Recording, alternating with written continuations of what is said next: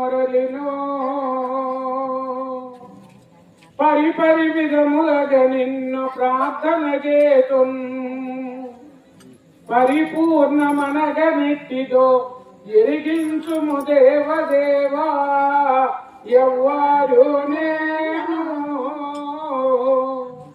తెలియక మీ సన్నిధి చేరినాను బటన్ వేసుకోమను ఎరుక బుట్టుట ఎట్లో ఎరుక జను చోటెట్లో ఎరుక బుట్టుట ఎట్లో ఎరుక జను చోటెట్లో ఎరుక విడిచేదెట్లు వేర్వేరా వెలిగించు శిష్యుడు అడుగుతున్నాడు ఎరుక దేహం ఒక్కటేనా ఎరుక దేహం వేరు వేరా ఎరుకకు పరిపూర్ణమునకును ఎంత భేదం వెరుగజేయుము ఎవ్వారు నేను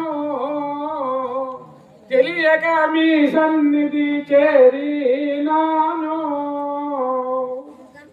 ఎవరు శిష్యుడు అడిగేది అందరితో గురువు వెంటనే అంటున్నాడు శిష్య త్రైలోక్య పావనం బగు బల్ ప్రశ్నను అడిగితే విభక్తుడవేరా ఇలాలోన ఎవరు నన్ను నీలాగి అడగలేదు నిజ భక్తుడవేరా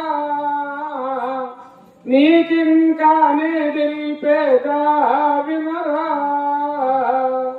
చలన బుద్ధులు వీడి తను మానాదనములో చలన బుద్ధులు వీడి తను మానాదనములు మేలుగాను సగి పల్నాలుగు సేవలు చేస్తే సులభముగా గురు సంఖ్యతోనే ఇలను ఇంకా పుట్టకుండా చలనము లేకుండా చేస్తూ నిజ భక్తుడవేరా నీకింకానే తెలిపేదా వినరా. శిష్య ఎవరైనా గురువు దగ్గరికి వస్తే నాకు పిల్లలకు పెళ్లిళ్ళు ఎప్పుడు అవుతాయి, మాకు సంపదలు ఎప్పుడు కలుగుతాయి, ఆరోగ్యాలు ఎప్పుడు బాగుపడతాయి అనేక కోరికలతో వస్తారు.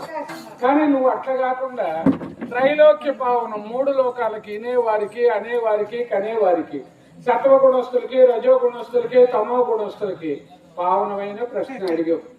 మంచి ప్రశ్న అడిగావు. కానీ గురువుకి ఎవరు తనమనతనములు దారపోసి అరమర లేకుండా చతుర్విధి శుశ్రూషలు స్థాన అంగా భావ ఆత్మ ఈ శుశ్రూషలు చేసిన వారికి ఎరుక ఈజీగా ఈడిపోద్ది అన్నాడు. వెంటనే శిష్యుడు అంటున్నాడేనండి గురువర తను మనదనములు అరమర